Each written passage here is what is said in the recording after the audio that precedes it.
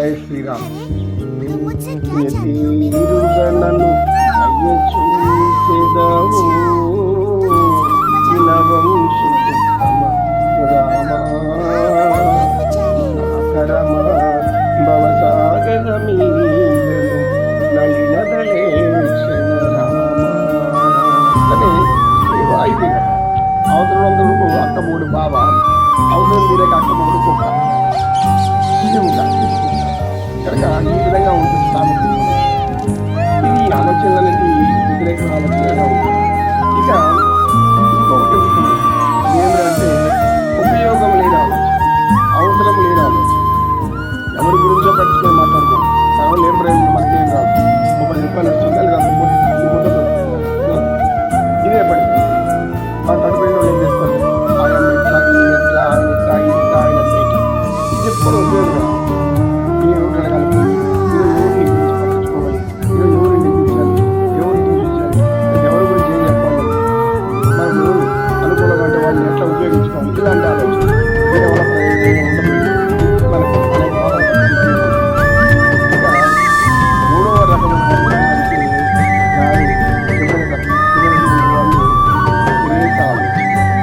Negative thoughts. చాలా ప్రమాదకరం. ఈ నెగటివ్ థాట్స్ అనేది మనల్లో ఎక్కువ ఉంటే మనల్ని బట్టి మనం పీడించుకుంటాం. అదే ఏరే వాళ్ళకి ఇతరులు అయితే మనల్ని పీడించేవాళ్ళు. నెగిటివ్ థాట్స్ ఉండేవాళ్ళు మానవ రాక్షస భాగం అదే కదా అందులో నిర్మిస్తాడు. ఈ యొక్క అనేక మంది వాళ్ళ మానసిక రోగాన్ని కుదిర్చి కానీ నేను ఎదిగిరే అనుకుంటా అంటాడు. మాట ఇచ్చాడు అన్ని బతుకుతాడు అదే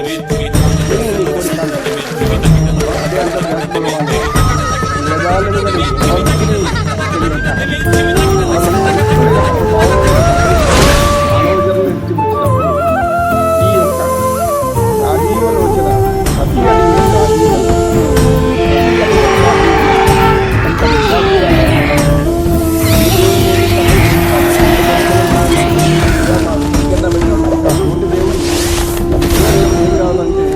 నాకు ముక్తిని ప్రజాది స్వామి అని సరిపోయింది. లేదు నన్ను నీలో కలుపుకోవాలంటే అది కూడా సరిపోయింది. కానీ అన్యం అడిగింది, రతి అడిగింది నన్ను సంతృప్తి పరచుకోండి. అయితే మాట ఇచ్చాడు కదా పరమాత్మ. ఆయన ఏ మాట ఇస్తే ఆ మాట తప్పకుండా చేరుస్తాడు. ఎందుకు క్లేశాలు కర్మలు ఆయన అంటాం, ఆయన అంటాం. కానీ ఆయన కోరరాని కోరికని వాళ్ళకి అందుకుంటాం. భగవంతుడిని మనం కోరరాని కోరికలు కోరినప్పుడు మనకు పాప కర్మలు చుట్టుకుంటాం. ఇవన్నీ వ్యతిరేక గుణాలు ఆలోచించాలి. ఇతరుల వ్యతిరేక గుణాలు కలిగి ఉంటే వాళ్ళు ఇతరులను పీడిస్తారు. మనలో వ్యతిరేక గుణాలు ఎక్కువగా ఉంటే మనల్ని మనం పీడించుకుంటాం. ఇంత ఇంకేం లేదు. అయితే ఇటువంటి పరిష్కారం అనుకూలమైన దానినే పాజిటివ్ థాట్స్ అంటారు. అనుకూలమైన ఆలోచన సృష్టించుకోండి. మీకు వచ్చి బాధ పెట్టే ఆలోచనలు అంతా పక్కన పెట్టి దానికి అనుకూలంగా అదేలాగా ఇప్పుడు మనకు అనేక పనులు చేస్తూ ఉంటాం. అనేక పనులు చేస్తున్నప్పుడు ఏం చేస్తాం మనం? మొట్టమొదట విఘ్నేశ్వరుడి పూజ. ఏ శుభకార్యం చేయాలన్నా వినాయకుడి యొక్క పసుపుతో ముద్ద చేసి ఆ గరిక పైన పెట్టి ఆయన చేత ఆవాహన చేయించి పూజ చేపిస్తారు పురోహితులు, పండితులు. ఎందుకు? భగవంతుడు తోడున్నాడు. ఆయన భగవంతుడు మనకు తోడు ఉంటే అది శుభమే జరుగుతుందని. అంటే ఏమి? ప్రతి మానవుడు కూడా సహజంగా భారతదేశంలో భారతీయులు హైందవులు ముఖ్యంగా ఏం నమ్ముతారు? శుభకార్యాలు, పుణ్యకార్యాలు లేదా వేరే ఇతర కర్మకార్యాలు కూడా, అశుభకార్యాలు కూడా దానికి మంచి రోజు అని చూసుకుంటారు. తర్వాత భగవంతుడిని పూజించే పని చేస్తారు. అదే మనకు కర్మ సుఖాలు వచ్చినప్పుడు భగవంతుడిని పెట్టుకున్నాడు. ఇది భగవంతుడు ఇచ్చాడు అనుకోం. నా తెలివితేటలు, నా స్వయార్జితం, నా యొక్క శ్రమ, నా కృషి. ఏం కృషి, ఏం శ్రమ? కష్టపడి కూలి చేస్తే కూడా కష్టపడితే రోజంతా కష్టపడితే 1000 రూపాయలు వస్తుంది ఈ రోజుల్లో. అదే ఒక మోసగాడు 4 మాటలు చెప్పేసేస్తే వాడు లక్షలు సంపాదించేసుకుంటుంటారు, ప్రజలను దోచుకుంటారు. అంతకంటే ఇంకేం లేదు. లోక విదితమే. దీని గురించి ప్రత్యేకంగా చెప్పుకోవాల్సిన అవసరం ఏముండదు. ఎందుకంటే కాలమహిమ, కాలం అలా ఉంటుంది. కనుక మన వల్లే మనం ఉద్ధరించుకోవాలంటే మనకు వచ్చే వ్యతిరేక ఆలోచనలన్నింటినీ కూడా ఎందుకు ఎట్లా పెట్టుకుని ఆలోచిస్తాం మనం? అయ్యో మనం ఏమైపోతామో, మనకేమైపోతుందో, ఇవంతా కూడా ఇలా పరిస్థితులు ఇలా వచ్చాయి, అలా వచ్చాయి అని బాధపడతాం, కానీ దీన్ని తీర్చేటటువంటి ఒకే ఒక మహాశక్తి ఉందని మర్చిపోతాం. దీన్ని తీర్చేటటువంటి ఒకే ఒక మహాశక్తి ఉందని మర్చిపోతాం. పరమాత్ముడు, పరమేశ్వరుడు, పరబ్రహ్మ, శ్రీయాకారం కావచ్చు, జగన్మాత కావచ్చు, ఎవరైనా కావచ్చు. అది మర్చిపోయి మనం బాధించుకుంటుంటాం. ఒక్కసారి మన భారం ఆయన మీద వేసేయండి. యా స్వామి, వెంకటేశ్వరుడు దగ్గర ఉన్నాం, నేను చేసిన అధర్మం అయితే నన్ను శిక్షించు, నేను చేసిన ధర్మబద్ధం అయితే నన్ను కాపాడు, నాకు మంచి, నన్ను అనుకూలంగా చూడు, నాకు ఈ యొక్క ఆరోగ్య సమస్యలు పోగొట్టు అంటే మాట అనుకుంటే పోతుందా? ఖచ్చితంగా పోతుంది. విశ్వాసమే మన యొక్క జీవిత నిర్మాణం, విశ్వాసమే మన యొక్క ఆరోగ్య నిర్మాణం, విశ్వాసమే మన యొక్క ఆనందానికి నిర్మాణం, పునాది.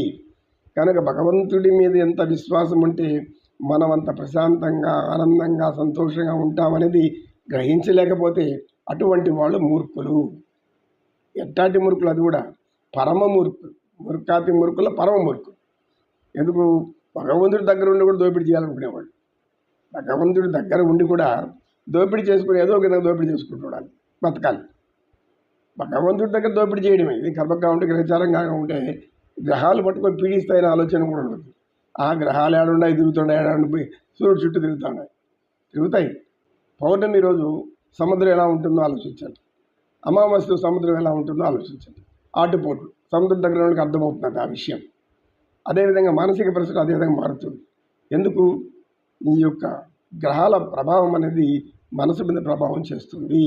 అందుకే మన వాళ్ళు గ్రహాలను కూడా స్తుతించమంటారు, స్తోత్రించమంటారు. అంటే ప్రభావం పోవడానికి పోతుందో పోదో తర్వాత విషయం. కానీ మనం ఒక విశ్వాసాన్ని లోపల ఏర్పరచుకున్నాక ఆ విశ్వాసాన్ని నమ్మినామంటే మనలో ఉండే బలహీనత పోతుంది. దాని ప్రభావం ఉందా లేదా అని ఆలోచించకూడదు. మనలో ఉండేది పక్కకి వెళ్ళిపోతుంది కదా. ఇప్పుడు మనం ఇంట్లో ఏదో చెడు జరుగుతుంది అనుకుంటా ఉండేది అన్నప్పుడు ఎవరో ఒక గొప్ప వ్యక్తి వస్తాడు, లేదు మీరు శుభంగా ఉంటారు అనేసి వెళ్ళిపోతాడు. ఆ మాట మీరు ఆనందించవచ్చు కదా, ఆయన ఊరికే చెప్పేసి పోయినాడు, దానికి డబ్బు అనుకుంటాడు. ఒక రోడ్లోకి శుభం వచ్చిందంటే అది మన కోసమే ఆలోచించాలి. భగవంతుడు ఆ శుభమైన మాట పలికించాడు, మన నోట పలికించాడు. ఈ విధంగా ఆలోచనలు వస్తుంటాడైనా ఈ 4 ఆలోచనలు తెలుసుకున్న మానవుడు ఆనందంగా సుఖ సంతోషాలతో జీవిస్తాడు. నమో కృష్ణ, నమో కృష్ణ. కృష్ణం వందే జగద్గురు. శ్రీకృష్ణం జ్ఞానం, భాగవతం పరమజ్ఞానం, మనోవికాసం, ఆత్మస్థైర్యం, ఏది చెప్పాలన్నీ అందులో ఉన్నాయి. మానవుడు సంతోషంగా జీవించడానికి, భయం లేకుండా జీవించడానికి, అది ధైర్యంతో, సాహసంతో తన జీవన వికాసాన్ని మార్చుకోవడానికి. కృష్ణం వందే జగద్గురు.